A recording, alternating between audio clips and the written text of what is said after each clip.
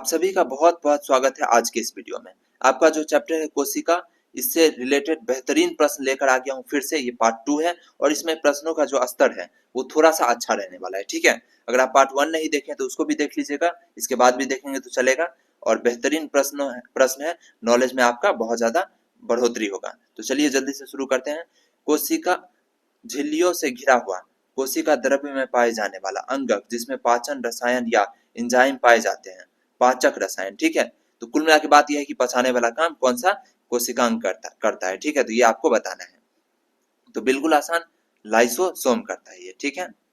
चलिए अगला प्रश्न देखिए। पादप कोशिका के चारों तरफ पाई जाने वाली झिल्ली को क्या बोलते हैं? तो बहुत आसान प्रश्न है। इस तरह का क्वेश्चन तो पिछले वीडियो में भी हो चुका था। तो देखिए ये हो जाएगा प्लाज्मा झिल्ली या फिर कोशिका झिल्ली, या इसको बोल लीजिए सेल मेम्ब्रेन, या फिर एक दो नाम और है इसका, ठीक है। प्लाज्मा मेम्ब्रेन, ठीक है। तो बहुत सारा नाम है इसका। पादप और जंतु कोशिका में प्रमुख अंतर है, तो ऐसे तो बहुत सारा अंतर है, लेकिन पोषण संबंधी इसको आप ज्यादा वैल्यू दीजिए, ठीक है। तो इस तरह का क्वेश्चन है। तो लिखित में से किस कोशिका में आकृति निश्चित नहीं होती? तो आप जैसे इस प्रश्न को पढ़िएगा तो अमीबा देखिएगा तो हाँ, अमीबा का तो निश्चित नहीं होता है, फट से टिक मार के आ जाएगा, तो हो जाएगा आपका गलत। पूरा क्वेश्चन पढ़िए, पूरा ऑप्शन पढ़िए, तो आपको पता चलेगा कि तांत्रिका कोशिका और श्वेत रक्त कोशिका ये सब जो होता है निश्चित नहीं होता है किसी का भी, तो इनमें से सभी हो जाएगा इसका उत्तर, ठीक है। अमीबा तो होगा ही होगा। अगला सबसे लंबी कोशिकाएं हैं, तो ये तो बहुत बहुत आसान है, बहुत सारे बच्चों को पता होगा। इसका हो जाएगा न्यूरॉन यानी तांत्रिक कोशिका, तो इसका उत्तर हो जाएगा ए। निम्नलिखित में से शेष 3 से मेल नहीं खाता, वो आपको बताना है। कौन सा है जो शेष 3 से मेल नहीं खाता? तो बाकी सब देखिएगा तो आपको पता चलेगा कि प्लास्टिड जो है ये पादप कोशिका से रिलेटेड है, बाकी सब तो आपको दिख ही रहा होगा। अगला देखिए, प्रोकैरियोटिक में नहीं होता है, तो इसमें भी आप जल्द धड़फड़ा के कीजिएगा तो सिर्फ केंद्रक मार के निकल जाएगा, लेकिन बाकी भी ऑप्शन पढ़िए।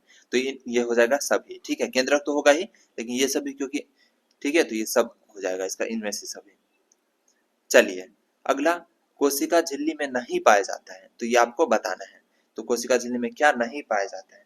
तो इसका उत्तर हो जाएगा क्रिस्टी, ठीक है, ऑप्शन नंबर डी। तारककाय यानी सेंट्रोसोम बोलते हैं इसको इंग्लिश में, ठीक है। पाया जाता है, ये किस चीज में पाया जाता है? तो कोशिका द्रव्य में। ज्यादातर कोशिकांग किस में पाया जाता है? कोशिका द्रव्य के अंदर ही पाया जाता है। अगला है इलेक्ट्रॉन सूक्ष्मदर्शी यानी इलेक्ट्रॉन माइक्रोस्कोप का आवर्धन कितना होता है? मतलब कितना आवर्धन कर देता है ये? 2 लाख तक, ठीक है, 2 लाख गुना। सेल कोशिका शब्द की उत्पत्ति से संबंधित वैज्ञानिक का नाम बताइए। तो बिल्कुल आसान है, इससे आसान कुछ हो नहीं सकता है, तो इसका हो जाएगा रॉबर्ट हुक। ई आर जुटा रहता है, ऑप्शन पढ़िए, आप फटाक से बताइए। तो इनमें से सभी से, ठीक है, और इसका काम ही होता है देना देने लेने वाला काम, तो पढ़े होंगे आप लोग अच्छे से। डैश प्लास्टिड के प्रकार है, तो प्लास्टिड के प्रकार आपको बताना है। डैश प्लास्टिड के प्रकार है, तो इसके बहुत सारे प्रकार होते हैं, तो इनमें से सभी हो जाएगा, ठीक है, ये सब। चलिए केंद्रक नियंत्रित करता है, तो ऑप्शन पढ़िए। तो कोशिका के विभिन्न कार्यों को तो बिल्कुल, केंद्रिका संश्लेषण को तो केंद्रक केंद्रक का काम ही करेगा, हो जाएगा ये भी। अनुवांशिक सब हो जाएगा, इनमें से सभी। स्तन स्तनपायी के लाल रक्त कोशिकाओं में किस अवस्था में केंद्रक नहीं होता है? तो ये आपको बताना है। तो परिक्व होने पर। चलिए अगला प्रश्न है, कोशिकाओं की सूक्ष्म संरचना किस यंत्र के द्वारा देखी जाती है? तो कोशिका का जो छोटा छोटा रचना है वो किस चीज से दिखेगा? तो वो दिखेगा इलेक्ट्रॉन माइक्रोस्कोप से, तो ये हो जाएगा अपना बी, यहाँ पे छिपा हुआ है आंसर। चलिए अगला प्रश्न देख लेते हैं। कोशिका सिद्धांत का प्रतिपादन किसने किया? तो ये पिछले वीडियो में भी बता चुके हैं, तो ये आपसे मिस नहीं होना चाहिए। तो बिल्कुल स्लाइडेन एवं स्वान। प्रत्येक सजीव कोशिका में निम्नलिखित में से कौन निश्चित रूप से पाया जाता है? तो कौन सा है जो पाया ही जाएगा, चाहे वो प्रोकैरियोटिक रहे यूकैरियोटिक रहे, उसमें रहेगा ही रहेगा। तो ये हो जाएगा राइबोसोम, ठीक है, क्योंकि यही क्या करता है, प्रोटीन का संश्लेषण करता है, इसके बिना नहीं काम चलेगा। तो राइबोसोम चाहे बहुत छोटा छोटा सूक्ष्म जीव भी क्यों ना हो, इसमें ये रहता ही रहता है। अगला, अंतःप्रद्रवीय जलिका निम्नलिखित में से किस क्रिया से संबंधित है? एक सेकंड रुक जाइए, इसमें बाकी का ऑप्शन देखिएगा ना, तो ये छोटा छोटा बहुत सारा सूक्ष्म जीव है जिसमें सेंट्रोसोम नहीं रहता है। हरित लवक जो है वो तो सिर्फ प्लांट सेल के लिए है। माइटोकॉन्ड्रिया ये भी छोटे छोटे जो सूक्ष्म जीव होते हैं उसमें नहीं होता है, राइबोसोम ही आपको मानना है, ठीक है। अगला देखिए, ये प्रश्न क्या था, अंतःप्रद्रवीय ये जलिका निम्नलिखित में से किस क्रिया से संबंधित है, यानी किससे जुड़ा हुआ है, तो ये आपको बताना है। तो इसका उत्तर हो जाएगा डी, इनमें से सभी। ठीक है, सब काम करता है। ऑप्शन पढ़ लीजिए आप। इनमें से कौन चयनात्मक परागमय झिल्ली है, तो ये सब तो आपको रटा गया होगा, तो कोशिका झिल्ली। ठीक है, निम्नलिखित कोशिकांगों में किसे आत्महत्या की थैली कहते हैं, तो ये मैं वीडियो की शुरुआत में बताया था, तो लाइसोसोम। ठीक है, लाइसोसोम का मेन काम क्या है कि कोशिका में पाचन का। ठीक है, लेकिन इसी को आत्महत्या की थैली भी बोलते हैं। पौधे में गैस का आदान प्रदान किस क्रिया द्वारा होता है, तो ये भी आपको हो जाना चाहिए। तो इसका उत्तर हो जाएगा विसरण। तो ऑप्शन बी में विसरण है, तो ऑप्शन बी।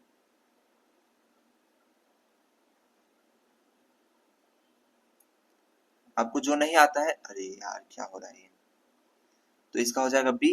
तो जो आपको नहीं आता है वो आप उसका स्क्रीनशॉट भी ले सकते हैं। इनमें से कौन सा गुण प्लाज्मा झिल्ली में पाया जाता है, तो ये बार बार हो चुका है, रटा गया होगा आपका, तो ये हो जाएगा चयनित या अर्ध परागमयता। ठीक है, माइटोकॉन्ड्रिया की आंतरिक झिल्ली मुड़कर कैसी रचना का निर्माण करती है, तो ये आपको बताना है। ठीक है,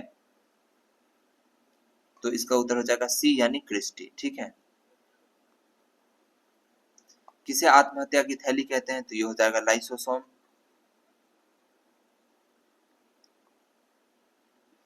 इनमें से किसमें डीएनए पाया जाता है, ये आपको बताना है।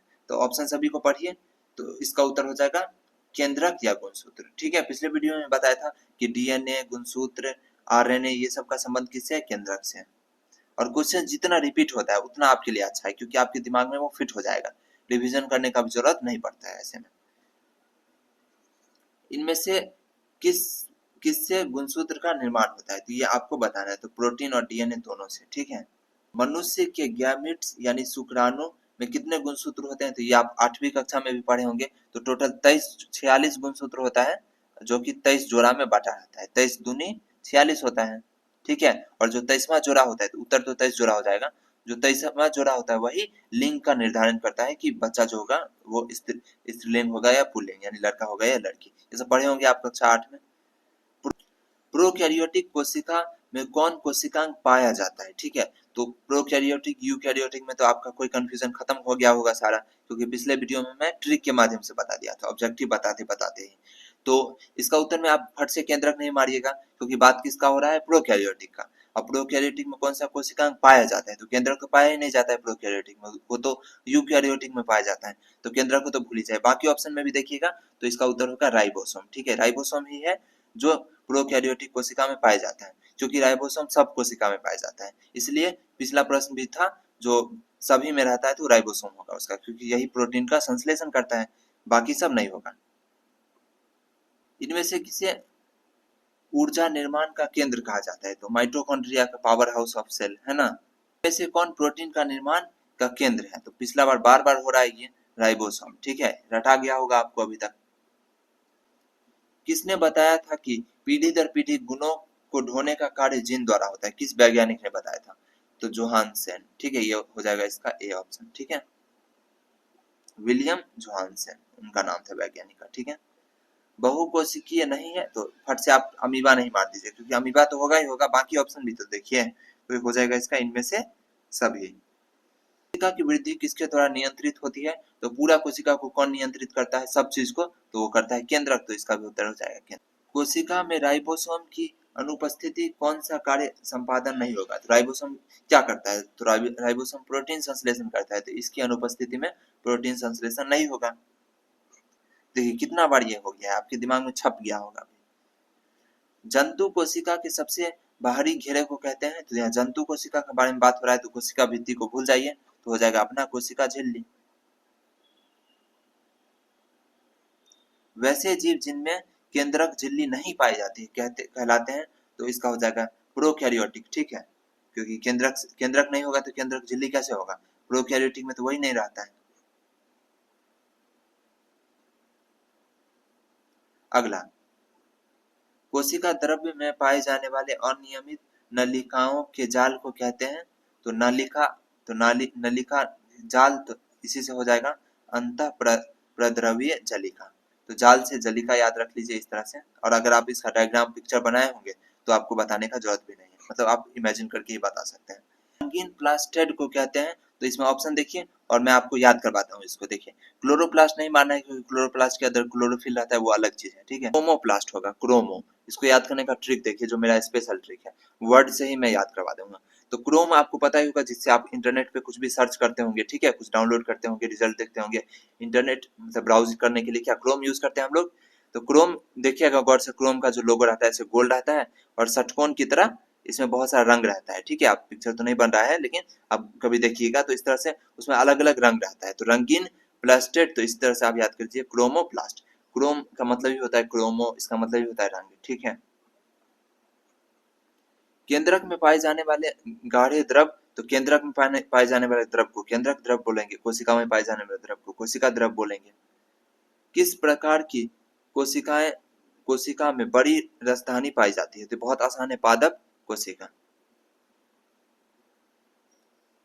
जीन बने होते हैं, तो जीन किस चीज से बने होते हैं, तो डीएनए के खंड से। डीएनए और प्रोटीन दोनों से बना होता है जीन, तो डीएनए के खंड, प्रोटीन तो ऑप्शन में है ही नहीं।